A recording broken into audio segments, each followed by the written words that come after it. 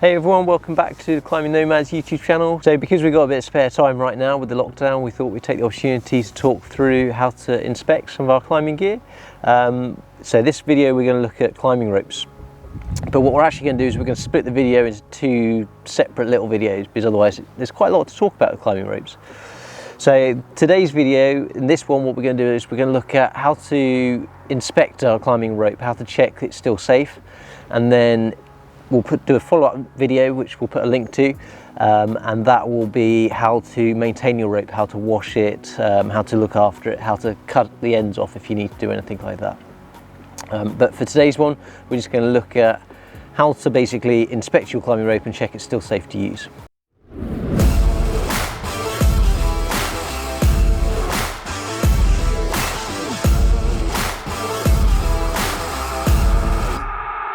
So the first thing we need to do is to know if our climbing rope is still safe to use or not, is to know how old our rope is. So climbing ropes have got a recommended lifespan of a maximum of 10 years, but that's 10 years if they're not being used.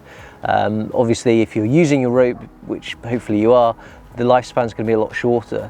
So typically you're looking more around the 3-year mark, but if you're using it really frequently, then it could be less than that. We'll put up a little table showing some of the suggested lifespans, but those are suggestions. It's perfectly possible to get a brand new rope, take it out, use it once and trash it, and then you'd have to get rid of that rope. So they're guidelines on how long your rope should last. So another factor with the age of your rope and how much it's been used is older ropes and ropes that have been used a lot more, they tend to lose their elasticity, which can affect, basically it affects how well they absorb the shock of a lead fall. So if you've got an older rope and it's been used quite a bit, it's not going to be as good or provide a softer catch on that climber if they are taking a fall on that.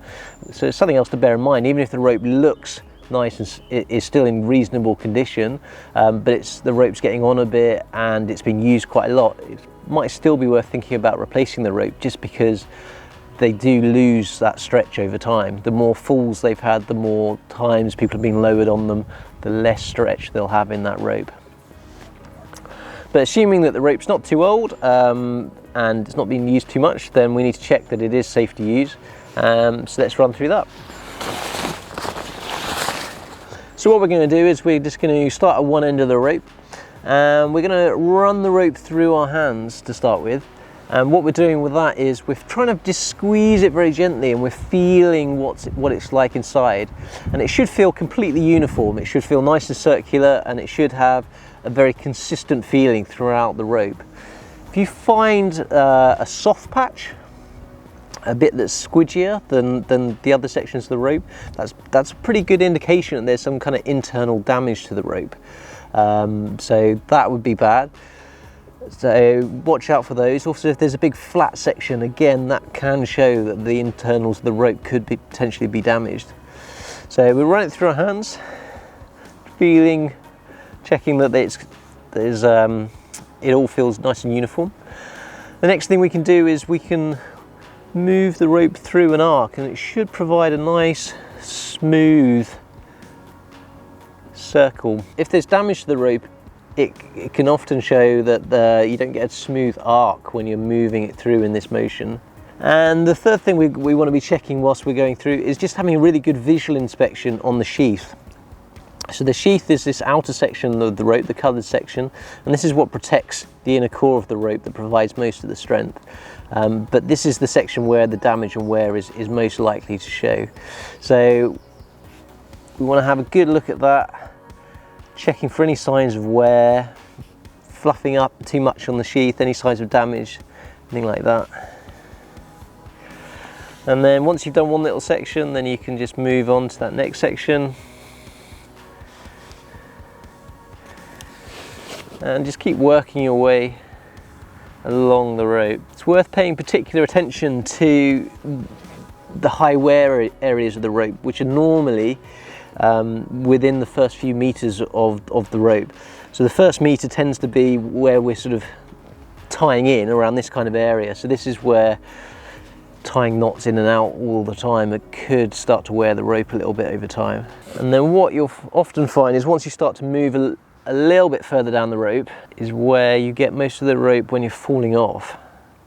Because generally you're 1 metre, 2 metres, sometimes 3 metres above your last piece of gear when you fall off, and that's where most of the wear occurs. So within that next couple of metres after where you normally tie in is often where your rope will show the signs of most amount of wear.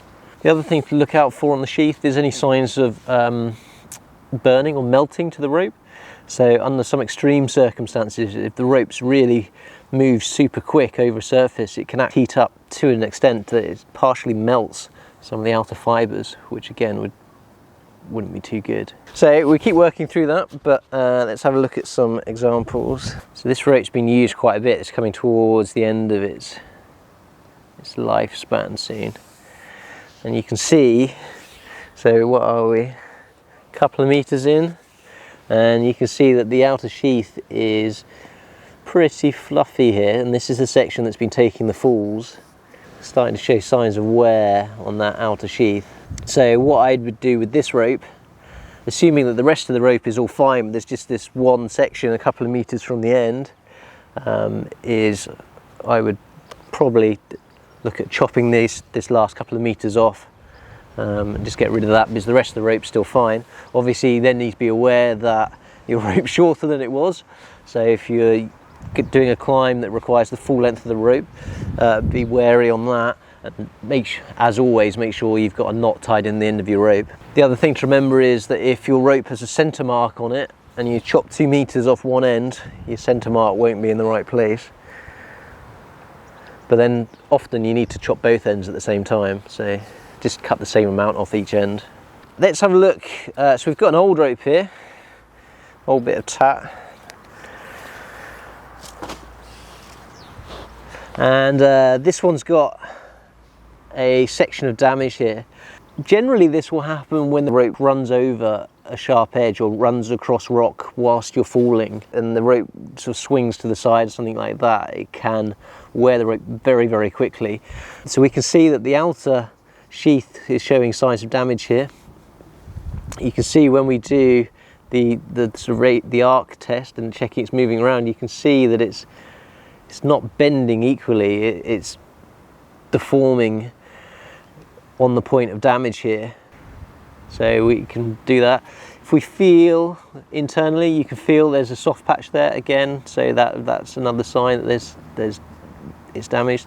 And certainly if there's enough damage to the sheath where you can actually see the internals of the rope, the core, which are these chunky white fibres inside, then that's definitely time to retire that rope, or certainly remove that section of the rope.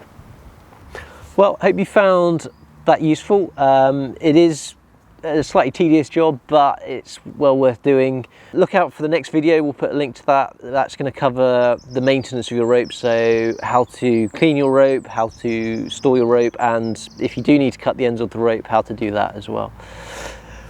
Anyway, thanks for watching. Check out our other videos, hit the like button, subscribe, all that other good stuff, and we'll see you in the next one.